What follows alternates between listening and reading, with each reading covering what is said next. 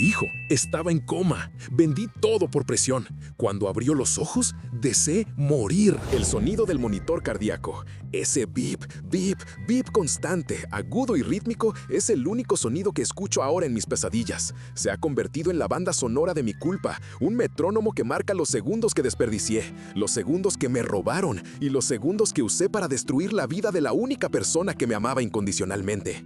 A veces me despierto en medio de la madrugada, empapado en un sudor frío y pegajoso, con el corazón desbocado, convencido de que todavía estoy sentado en esa silla de plástico dura e incómoda de la unidad de cuidados intensivos, oliendo esa mezcla nauseabunda de desinfectante industrial, café rancio y desesperación humana. Pero luego abro los ojos y la realidad me golpea con la fuerza de un mazo. Estoy en mi cama, en mi casa grande, lujosa y vacía, rodeado de un silencio que es infinitamente peor que el caos de cualquier hospital. Porque el silencio de mi casa no es paz, es el sonido de la ausencia, es el eco de lo que hice. Dicen que los padres harían cualquier cosa por sus hijos. Es una frase hecha, un cliché que se repite en películas y novelas, que matarían, que morirían, que moverían montañas con tal de verlos a salvo. Yo creía fervientemente que era uno de esos padres. Me llenaba la boca en las reuniones sociales diciendo que mi hijo, Gabriel, era mi orgullo, mi brújula, mi vida entera. Y sin embargo, cuando llegó el momento de la verdad, cuando la vida me puso a prueba y él estaba más vulnerable e indefenso que nunca, no moví montañas, no luché contra dragones, lo vendí. Vendí su santuario, vendí sus sueños, vendí su futuro y vendí su dignidad. Todo porque fui lo suficientemente débil, ciego y estúpido para creer en las mentiras calculadas de las personas que se suponían que eran mi nueva oportunidad, mi nueva familia. Gabriel ya no está. Su cuerpo descansa bajo tierra, y aunque los médicos, con su caligrafía apresurada, escribieron complicaciones cardíacas derivadas de trauma severo en el certificado, yo conozco la verdadera causa. Yo sé la verdad que no cabe en un formulario médico. Yo sé que a Gabriel lo mató la tristeza absoluta, lo mató la traición de su propia sangre. Lo maté yo, con una firma temblorosa en un documento notarial que nunca debía haber tocado. Para que puedan entender la magnitud de mi error, para que puedan juzgarme con la severidad que merezco, primero tienen que entender quién era Gabriel. No era un chico común. Desde pequeño, desde que dio sus primeros pasos, fue un alma vieja, dotada de una bondad que a veces me asustaba, porque el mundo suele devorar a la gente así. Su madre, mi primera esposa y el gran amor de mi juventud, murió de cáncer cuando él tenía apenas 10 años. Nos quedamos solos, él y yo, dos náufragos aferrándonos el uno al otro contra la marea del duelo. Gabriel nunca me dio los problemas típicos. No hubo rebeldía adolescente, ni llamadas de la dirección de la escuela, ni malas notas, ni vicios ocultos. Él canalizó todo su dolor y su sensibilidad hacia el arte y la construcción. Se convirtió en arquitecto, pero no de esos que diseñan rascacielos de cristal fríos y anónimos en el centro financiero. Él se especializó en la restauración de patrimonio. Decía, con esa voz suave y reflexiva que tenía, que le gustaba sanar las heridas de los edificios, que al reparar una viga vieja o restaurar un muro, sentía que estaba curando algo en el tiempo. Con el dinero que le dejó su madre en un fideicomiso y todo lo que ahorró trabajando obsesivamente desde los 18 años, Gabriel compró una propiedad que nadie más quería, una vieja casona en ruinas a las afueras de la ciudad, rodeada de maleza y olvido. Pasó 5 años enteros de sus fines de semana y sus vacaciones restaurándola con sus propias manos. Yo lo veía llegar a casa lleno de polvo, con las manos cortadas pero con una sonrisa que iluminaba la habitación.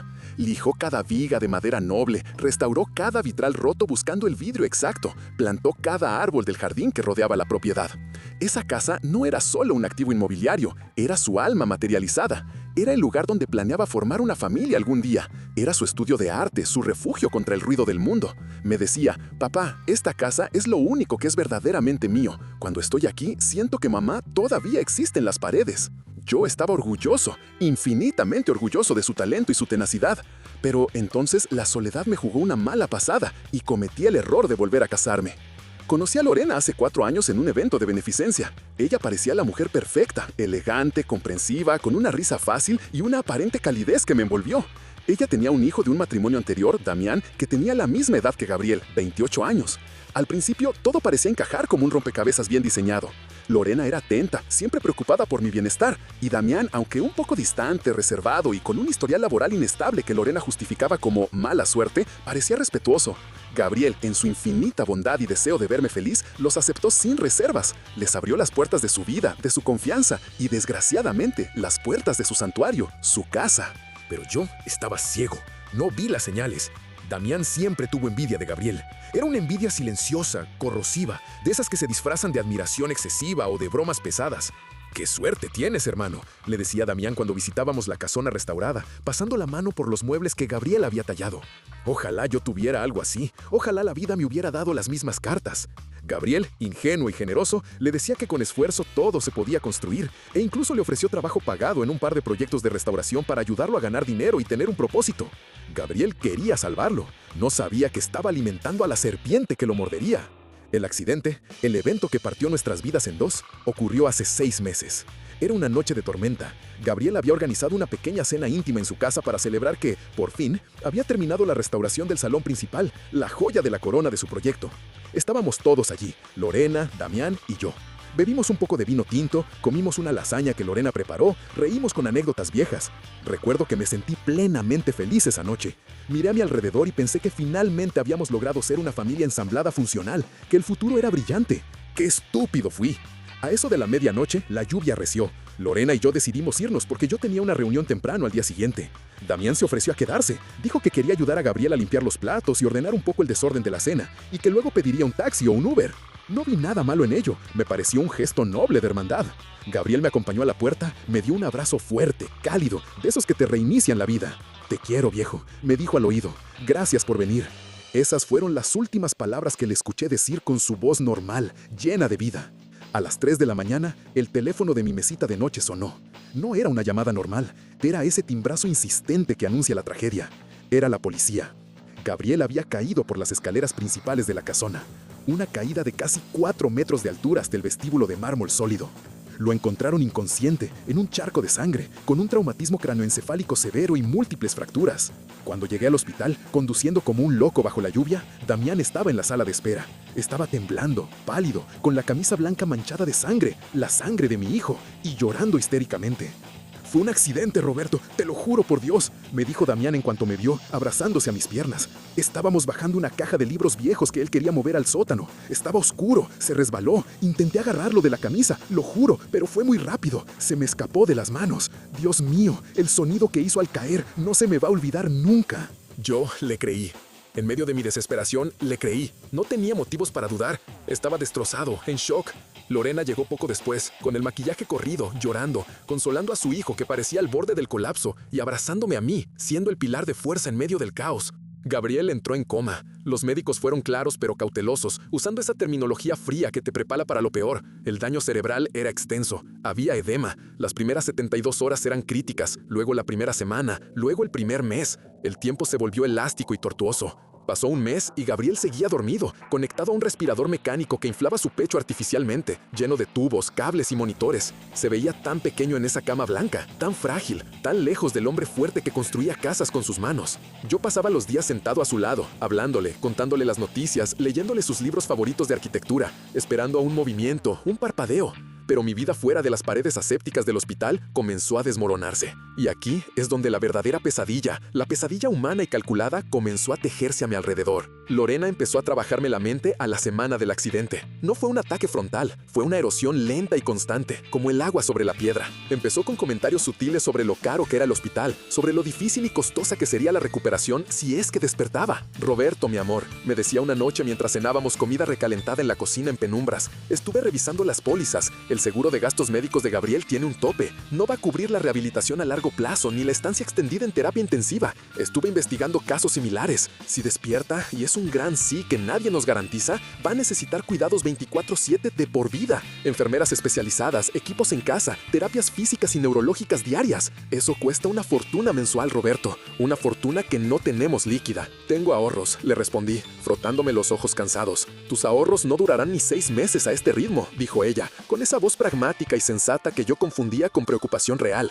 «Los hospitales hospitales son máquinas de tragar dinero. Y Damián, pobre Damián, está traumatizado. No puede dormir, tiene pesadillas con la caída, no puede trabajar por la culpa y el estrés postraumático. Necesita terapia psiquiátrica urgente, Roberto, y medicación. Y él no tiene seguro. Me parte el alma verlo así, destruido por algo que fue un accidente. Pero la presión aumentó día tras día. Empezaron a llegar facturas del hospital al correo. Eran altas, sí, pero manejables por el momento. Sin embargo, Lorena interceptaba el correo antes que yo. Empezó a mostrarme solo lo peor, a hacerme proyecciones financieras catastróficas en servilletas. Me decía que el seguro estaba poniendo trabas administrativas, que iban a dejar de pagar en cualquier momento por letras chiquitas en el contrato. Creó una atmósfera de pánico financiero constante. Y entonces, Damián entró en juego, con su parte del guión. Venía a visitarnos a casa, con ojeras profundas maquilladas, visiblemente más delgado, actuando como un mártir consumido por la culpa. Roberto, me dijo un día, llorando en la sala, arrodillado frente a mí. Siento que es mi culpa, aunque fuera un accidente. Quiero ayudar a pagar todo. Quiero vender mi ropa, mi reloj, lo que sea. Pero no tengo dinero. Tengo deudas, Roberto. Unos tipos me están buscando. Debo dinero de un negocio de importación que salió mal hace meses. Son prestamistas ilegales. Si no pago esta semana, me van a hacer daño. Han amenazado con venir aquí. Mi mamá está preocupada por mí y por Gabriel. Es demasiado estrés para su corazón. Tengo miedo de que le dé un infarto. Lorena jugaba a dos bandas con una maestría diabólica. Por un lado, me aterrorizaba con la ruina financiera inminente por el estado médico de Gabriel y la supuesta insuficiencia del seguro. Por el otro, me hacía sentir culpable por el sufrimiento de su hijo y las supuestas deudas peligrosas que ponían en peligro la seguridad física de nuestra familia. Me tenía rodeado. A los 2 meses del coma, los médicos nos reunieron. Nos dijeron que la situación de Gabriel era estable pero incierta. Su cerebro no se desinflamaba al ritmo esperado. Podía despertar mañana o podía quedarse en estado vegetativo años, o podía no despertar nunca. Esa noche, al llegar a casa, Lorena puso las cartas sobre la mesa. Había preparado el terreno y ahora iba por el golpe final. Roberto, tenemos que ser realistas y prácticos. Gabriel no está usando la casa. Esa casona enorme, vieja y fría solo está generando gastos. Impuestos prediales altísimos, mantenimiento del jardín, seguridad privada para que no la invadan. Se está comiendo tu liquidez mes a vez. Es un agujero negro de dinero. Es la casa de Gabriel, dije, sintiendo un escalofrío en la nuca. Es su vida, Lorena. Es su proyecto. No puedo tocarla. Sería como traicionarlo. Él no está ahí, Roberto, dijo ella, tomándome las manos con suavidad, mirándome a los ojos con ternura fingida. Él está en una cama de hospital, conectado a máquinas que lo mantienen respirando. Si él pudiera hablar, si tu hijo pudiera verte ahora, angustiado y al borde de la quiebra, ¿qué te diría? Gabriel es el alma más bondadosa y generosa del mundo. ¿Crees que él querría que tú te arruinaras por mantener 4 paredes vacías? ¿Crees que querría que Damián tuviera problemas graves o que lo golpearan por falta de dinero? Gabriel se sacrificaría por la familia. Tú lo sabes mejor que nadie. Esa fue la daga que me atravesó. Usó la bondad de mi hijo, su mayor virtud, como un arma en su contra. ¿Gabriel se sacrificaría? Sí, lo haría. Él daría la camisa que trae puesta por ayudar a un extraño. Y Lorena lo sabía y lo explotaba. Hay un interesado, continuó ella, sin darme tiempo a procesar el dolor. Un desarrollador inmobiliario muy importante. Se enteró de la situación y quiere el terreno. La casa es vieja, Roberto. Para ellos no vale nada la restauración artesanal que hizo Gabriel. Pero el terreno, la ubicación, el terreno vale una fortuna en efectivo. Ofrecen comprarla ya, sin trámites largos. Con ese dinero, aseguramos el mejor tratamiento para Gabriel en una clínica privada de neurorehabilitación en Suiza si es necesario. Pagamos las deudas peligrosas de Damián para que nos dejen en paz y podamos vivir tranquilos. Y aseguramos nuestra propia vejez para poder cuidar a Gabriel el resto de su vida. ¿Van a demoler la casa?, pregunté, sintiendo náuseas, imaginando las máquinas destruyendo el trabajo de mi hijo. Es solo ladrillo, madera y yeso, Roberto. Tu hijo es carne y hueso. Su vida es lo que importa. ¿Vas a aferrarte a un edificio sentimental mientras tu hijo se consume en un hospital público con recursos limitados? ¿Qué es más importante, el pasado o el futuro de Gabriel? La manipulación fue maestra, quirúrgica. Me hicieron sentir que si no vendía, estaba eligiendo un edificio por encima de la salud y la supervivencia de mi hijo. Me hicieron sentir un mal padre, un egoísta, por dudar siquiera un segundo. Durante 2 semanas resistí como pude. Iba al hospital, miraba a Gabriel a través de los tubos y le pedía una señal desesperada. Dime qué hacer, hijo. Por favor, aprieta mi mano si no quieres que lo haga. Pero él seguía inmóvil, en silencio, con el respirador marcando el ritmo de mi angustia creciente. Mientras tanto, en casa, el ambiente era irrespirable, tóxico. Lorena lloraba por los rincones, se tocaba el pecho diciendo que le dolía el corazón del estrés. Damián llegaba un día con un ojo morado, ahora sé que se maquilló el golpe con sombras de su madre, diciendo que los prestamistas lo habían encontrado en la calle y le habían dado una advertencia. «Nos van a matar a todos si no pagamos», gritaba Lorena histérica. «Van a venir a esta casa y tú tienes una fortuna estancada en esa casona maldita donde tu hijo casi se mata. Véndela, Roberto, salva a tu familia». Me quebraron. El miedo, el cansancio crónico, la culpa y la manipulación constante las 24 horas del día me quebraron. Mi resistencia se hizo polvo. Acepté vender. Como yo tenía un poder notarial amplio y general que Gabriel me había firmado años atrás para que yo gestionara unos trámites municipales cuando él se fue de viaje a Europa, legalmente podía hacerlo. Podía vender sus bienes en su nombre. Legalmente estaba cubierto. Moralmente me estaba suicidando. El proceso fue sospechosamente rápido. Lorena se encargó de todo. Contactó al notario, al comprador. El comprador, un tipo desagradable con traje brillante y reloj de oro, ni siquiera quiso ver el interior de la casa para valorar el trabajo de restauración. Solo quería el terreno para demoler y hacer condominios de lujo genéricos. El día que fui a vaciar la casa fue el día más triste de mi vida, o eso creía en ese momento. Lorena y Damián vinieron a ayudar a empacar. En realidad, vinieron a asegurarse de que no me arrepintiera en el último minuto y a supervisar el expolio. Ver a Damián meter los planos de Gabriel, sus maquetas hechas a mano, sus libros de arte y arquitectura en bolsas de basura negras fue violento, fue una profanación. «Cuidado con eso», le dije con voz temblorosa cuando lo vi tirar una maqueta de madera de cedro que Gabriel había tardado 3 meses en tallar. «Eso es arte». «Es basura, Roberto», dijo Damián sin mirarme, aplastando la maqueta dentro de la bolsa. «Todo esto se va a la basura. No tenemos dónde guardarlo. Ocupa mucho espacio y junta polvo». «Lo guardaremos en un depósito», dije firme, tratando de rescatar la dignidad de mi hijo. «Eso cuesta dinero mensual», intervino Lorena, quitándome una caja de las manos. «Roberto, suelta. Tienes que soltar. Son cosas materiales. El apego te hace daño. Piensa en Gabriel, no en sus juguetes». Logré salvar algunas cajas escondidas, sus diarios personales, sus herramientas favoritas de ebanistería, algunas fotos enmarcadas. El resto de su vida, de su esfuerzo, de su pasión, se quedó ahí amontonado como desperdicio para que las excavadoras lo destruyeran junto con la casa. Firmé la venta con la mano temblorosa.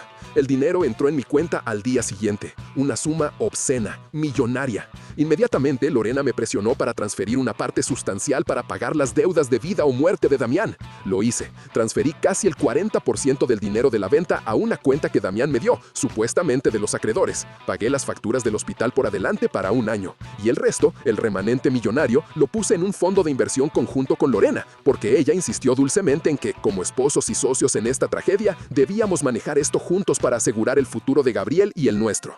Sentí un alivio momentáneo, químico.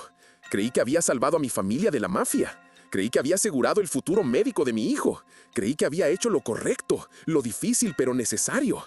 3 días después de la venta, el milagro ocurrió.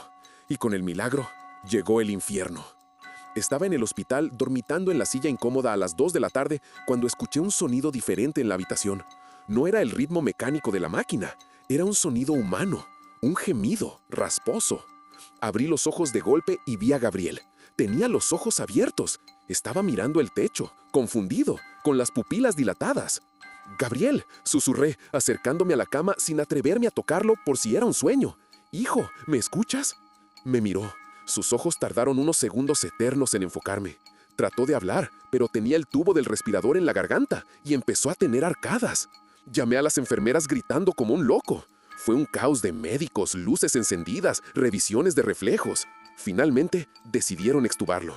Cuando pudo hablar, su voz era un rasguido seco, doloroso, como si tuviera vidrio molido en la garganta. «Papá», dijo. Lloré como un niño, besándole las manos frías, la frente sudorosa. Le dije que todo estaba bien, que estaba a salvo, que había despertado, que era un milagro. La recuperación inicial fue lenta y confusa. Pasaron 2 días antes de que pudiera tener una conversación coherente y sostenida. Lorena y Damián, al enterarse de la noticia, vinieron a verlo al hospital. Cuando entraron en la habitación, vi una transformación instantánea en Gabriel. Sus ojos, que hasta el momento habían estado llenos de confusión y dolor, se llenaron de algo que nunca había visto en él dirigida a ellos. Terror puro, pánico. Se puso rígido en la cama. El monitor cardíaco se aceleró, pitando frenéticamente. ¿Qué hacen aquí?, susurró Gabriel, intentando retroceder en la cama, aunque no tenía fuerzas para moverse. «Vinimos a verte, campeón», dijo Damián, con una sonrisa nerviosa y falsa, quedándose pegado a la puerta, sin atreverse a entrar del todo. «Salgan», dijo Gabriel. Fue débil, pero la orden fue inequívoca. «Papá, que salgan, no los quiero aquí, sácalos». Lorena me miró, fingiendo estar ofendida y preocupada. «Está delirando, Roberto, es el trauma cerebral, no sabe lo que dice. Pobre mi niño». «¡Que salgan!», intentó Gabriel, y el esfuerzo le provocó un ataque de tos violento que hizo sonar las alarmas. Para calmarlo y evitar que se hiciera daño, les pedí que salieran al pasillo. «Está confundido y alterado», les dije en la puerta. «Denle tiempo, el cerebro está procesando el despertar. Vayan a la cafetería». Cuando nos quedamos solos y Gabriel recuperó el aliento, me agarró la mano con una fuerza sorprendente y desesperada para su estado físico. Papá, me miró con urgencia. ¿Cómo está la casa? ¿Cómo está mi casa? Fue lo primero que preguntó con claridad. Sentí que el suelo se abría bajo mis pies y me tragaba. No podía mentirle, no a él, que acababa de volver de la muerte. Pero la verdad era un veneno. Hijo, lo importante es que estás vivo. La casa, las cosas materiales son lo de menos. Lo importante es tu salud. Papá, me interrumpió, clavando sus ojos en los míos, esos ojos que siempre leían mi alma. No me mientas. ¿Qué pasó con mi casa? Tuve un sueño. Soñé que ya no era mía. Tragué saliva. Las palabras se me atascaron en la garganta como piedras. Hubo muchos gastos, Gabriel. Gastos enormes. El hospital, los especialistas, la terapia intensiva. El seguro no cubría todo. Damián tuvo problemas graves, amenazas de muerte por deudas. Tuve que tomar decisiones difíciles, hijo. Pensé que no despertarías, o que si lo hacías necesitarías dinero para ir a Suiza, para tratamientos experimentales. ¿Qué hiciste? Su voz era un hilo de hielo que cortaba el aire. La vendí, hijo. La vendí hace 3 días a una constructora. Firmé la escritura. La van a demoler para hacer departamentos. Pero tenemos el dinero. Estás cubierto de por vida. Estás a salvo. Pagamos las deudas. Gabriel soltó mi mano como si le quemara la piel. Se quedó mirando al techo blanco del hospital. Una lágrima solitaria, pesada, rodó por su sien y se perdió en la almohada. No gritó. No se enfureció. Simplemente se apagó. La luz en sus ojos se extinguió. «Vendiste mi vida», susurró con una voz muerta. «Vendiste lo único que yo amaba en este mundo, lo único que me quedaba de mamá, para salvar a Damián. Lo hice por ti, Gabriel, principalmente por ti, para pagar tus gastos médicos y... no mientas», me cortó, girando la cabeza para mirarme con una decepción que me dolerá hasta el día que me muera. «Lo hiciste por ellos, siempre los eliges a ellos. Vendiste mi santuario, mi esfuerzo de 5 años, para darle dinero al monstruo que me puso en esta cama». Me quedé helado, paralizado. «¿Qué? Gabriel, ¿de qué hablas? Fue un accidente. Te resbalaste en la escalera, estaba oscuro. Damián me dijo que intentó agarrarte». Gabriel cerró los ojos y negó levemente con la cabeza. «No fue un accidente, papá. Discutimos. Esa noche, cuando ustedes se fueron, bajé al sótano y encontré a Damián metiendo mis herramientas profesionales en su mochila. Herramientas alemanas, carísimas. Me estaba robando. Otra vez. Le dije que iba a llamar a la policía, que ya estaba harto de sus robos hormiga, que lo iba a echar de mi vida y de la tuya. Él se puso loco. Empezó a gritar que yo lo tenía todo y él nada. Estábamos en el descanso de la escalera principal. Me empujó, papá. Me puso las manos en el pecho y me empujó con todas sus fuerzas hacia el vacío». El silencio en la habitación era absoluto, solo el monitor pitando. «Me vio caer», continuó Gabriel con la voz rota. «Me vio golpearme la cabeza contra el mármol. Me vio sangrar. Yo estaba consciente unos segundos antes de apagarme. Y antes de perder el conocimiento, lo vi asomarse desde arriba. No bajó a ayudarme. Lo vi sonreír, papá. Sonrió porque sabía que si yo moría o quedaba así, él se libraba. Me tuve que agarrar de la barandilla de la cama para no caer al suelo. El mundo me daba vueltas. La bilis me subió a la garganta». «Damián, ¿te empujó? ¿Intentó matarte?» «Sí, y tú le diste el premio. Le diste el dinero de mi casa. Le diste mi herencia. Le diste mi vida en bandeja de plata. Financiarte a mi asesino con mi propio trabajo». «Gabriel, yo no sabía. Ellos me dijeron. Lorena me dijo que eran deudas de juego, que los iban a matar. Me manipuló». «Lorena lo sabe», dijo Gabriel con una certeza absoluta. «Ella siempre lo sabe. Ella protege a su cachorro, sin importar qué. Y tú fuiste el instrumento perfecto, el tonto útil». «Voy a arreglarlo», dijo llorando, desesperado, sintiendo una urgencia frenética de salir y hacer algo. «Voy a recuperar la casa, voy a anular la venta, voy a denunciar a Damián, voy a meterlo preso».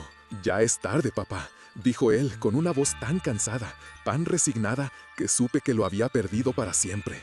Ya no tengo casa, ya no tengo fuerzas, me duele todo el cuerpo. Pero lo que más me duele, lo que realmente me está matando ahora mismo, es que le creíste. Le creíste a él antes que a mí. Ni siquiera esperaste a que yo despertara para escuchar mi versión. Asumiste que yo ya no estaba. Me borraste y me vendiste antes de que mi cuerpo se enfriara. No, hijo, no digas eso. Te amo, eres mi vida. Todo lo hice por amor, por miedo a perderte. Gabriel no volvió a hablarme.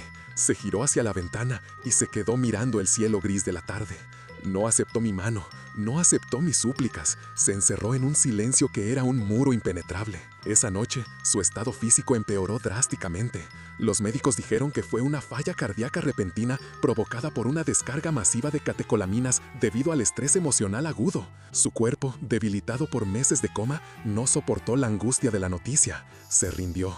Decidió que no quería vivir en un mundo donde su padre había vendido su alma a sus verdugos. Murió a las 5 de la mañana.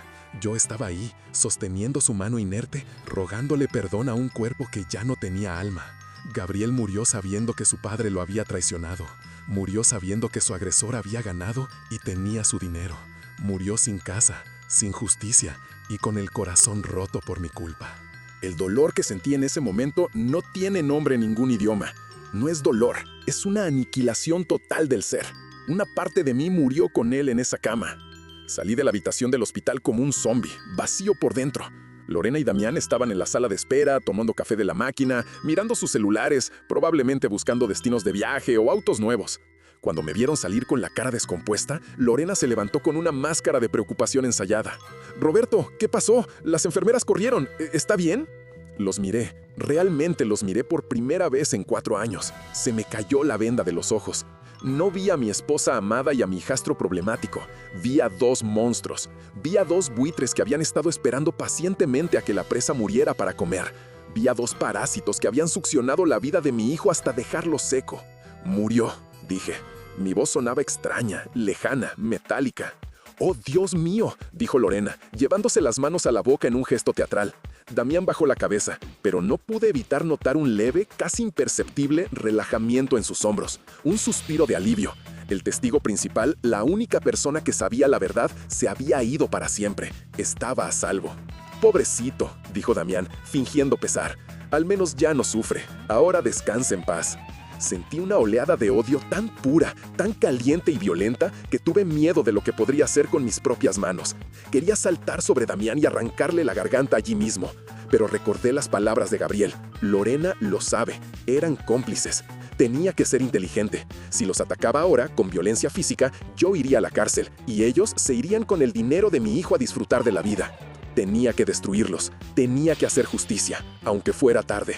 Tenía que honrar la memoria de Gabriel de la única forma que me quedaba, acabando con ellos. No les dije nada de lo que Gabriel me había contado. Me tragué el secreto. Mantuve la cara de padre dolido, derrotado y roto. Organicé el funeral. Fue algo pequeño y triste. Enterré a mi hijo junto a su madre en el cementerio antiguo. Damián y Lorena estuvieron ahí, fingiendo dolor, vestidos de negro riguroso, recibiendo condolencias de la gente, secándose lágrimas inexistentes. Yo los observaba desde mi dolor, planeando cada paso. El día después del funeral me puse en marcha. Fui al banco a primera hora, solicité un estado de cuenta detallado de la cuenta conjunta y de las transferencias realizadas a Damián. Luego fui a la compañía telefónica. La línea de celular de Lorena estaba a mi nombre. Yo pagaba el plan familiar. Pedí un registro detallado de mensajes y llamadas de la noche del accidente y de los meses siguientes. Y, alegando que el teléfono de ella estaba fallando y necesitaba un cambio de equipo por garantía, solicité una recuperación de datos de la nube en un dispositivo nuevo que compré ahí mismo.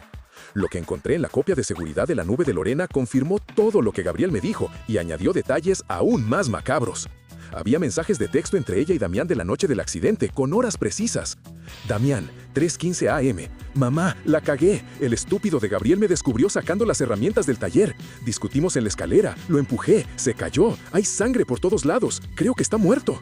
Lorena, 3:17 AM. Imbécil, ¿alguien te vio? ¿Llamaste a emergencias?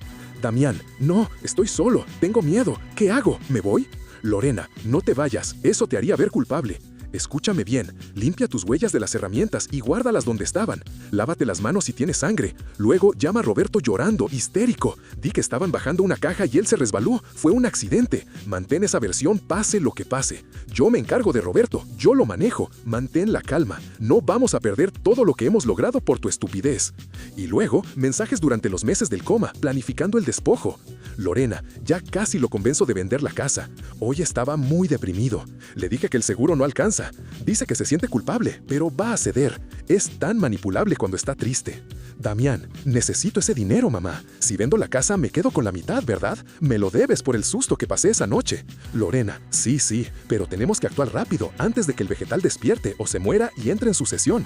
El médico dijo que tuvo un reflejo hoy. Eso es peligroso. Aprieta a Roberto con lo de tus deudas falsas con los narcos. Asústalo.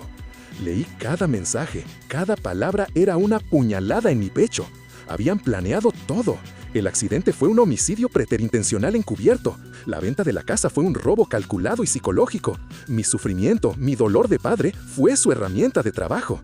Fui a la policía. No a la estación local donde Damián tenía amigos de fiestas, sino a la Fiscalía Estatal de Delitos Graves. Pedí hablar con el fiscal jefe.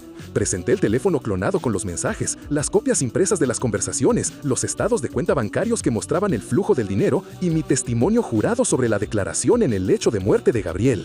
El fiscal, un hombre serio que tenía hijos de la edad de Gabriel, leyó los mensajes. Su rostro se endureció, se horrorizó. Esto es conspiración, fraude agravado, homicidio preterintencional, omisión de socorro y obstrucción de la justicia, dijo cerrando la carpeta. Señor, vamos a ir por ellos con todo. El arresto ocurrió ayer por la mañana. Estábamos desayunando en el comedor de mi casa. El sol entraba por la ventana, una burla a la oscuridad de nuestras vidas. Lorena estaba untando mermelada en una tostada, hablando tranquilamente de que deberíamos hacer un viaje a Europa para sanar el duelo y cambiar de aires. Damián estaba comiendo cereal, quejándose de que el internet estaba lento y que necesitaba un coche nuevo. Sonó el timbre. Fui a abrir. Eran 4 oficiales de policía y 2 agentes de la fiscalía. Los dejé pasar, los guié hasta el comedor. «Señora Lorena Castel y señor Damián Castel», preguntó el oficial al mando. Ellos se levantaron, confundidos, con las tostadas en la mano. «Sí, somos nosotros. ¿Qué pasa?», dijo Lorena, mirando a los policías y luego a mí. «Quedan detenidos por la muerte de Gabriel Varela, por conspiración y por fraude agravado. Tienen derecho a guardar silencio».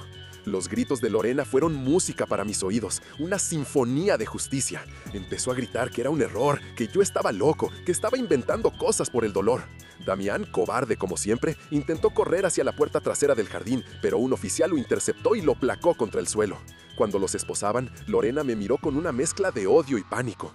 «Tú nos diste el dinero, tú firmaste la venta, tú estuviste de acuerdo», chilló. «Somos tu familia». Y yo los entregué, le dije, mirándola a los ojos con una frialdad que me asustó a mí mismo, sintiendo un vacío helado donde antes estaba mi corazón. Gabriel despertó, Lorena. Antes de morir, despertó. Me contó del empujón, me contó de la sonrisa de Damián. Y yo me aseguré de guardar cada prueba.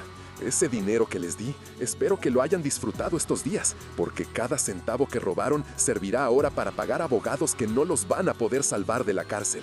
Se los llevaron arrastrando. La casa quedó en silencio. Ese silencio terrible, absoluto, del que hablaba al principio. Ahora estoy aquí, sentado en la sala vacía. He recuperado el control legal de mis cuentas, aunque gran parte del dinero líquido ya se lo gastaron en lujos y deudas. Pero eso no me importa. El dinero es papel. He contratado a un abogado especialista en bienes raíces para recomprar el terreno de la casona. El desarrollador no quiere vender, dice que ya tiene los planos, pero no me importa cuánto cueste. Voy a recuperar ese terreno. No voy a construir condominios, voy a reconstruir la casa, ladrillo por ladrillo, viga por viga, usando los planos originales que rescaté de la basura. Voy a terminar la obra de mi hijo. Será una fundación, una escuela de arte y arquitectura tradicional para jóvenes sin recursos, para chicos como Gabriel que aman crear. Se llamará El Sueño de Gabriel. No puedo traer a mi hijo de vuelta. No hay magia en el mundo que repare el daño de haberle creído a sus asesinos. Cada día, cuando despierto, siento el peso de mi traición aplastándome el pecho. Veo su cara de decepción en mis sueños todas las noches. Escucho su voz susurrando: «Vendiste mi vida, papá». Pero pasaré el resto de mis días intentando compensarlo. Me aseguraré de que Lorena y Damián se pudran en la cárcel hasta el último día de sus condenas. Iré a cada audiencia, a cada apelación. y me aseguraré de que el nombre de Gabriel, su arte y su bondad no sean olvidados nunca. A los padres que me leen, les ruego, escuchen a sus hijos, créanles, protéjanlos y nunca, jamás, bajo ninguna circunstancia, pongan el dinero, la comodidad o la promesa de una nueva vida con una pareja por encima de la lealtad a su propia sangre, porque el precio de ese error es un silencio eterno que te grita en la cara cada segundo del resto de tu maldita vida. Yo vendí a mi hijo por presión y pagué con mi alma. No cometan mi error.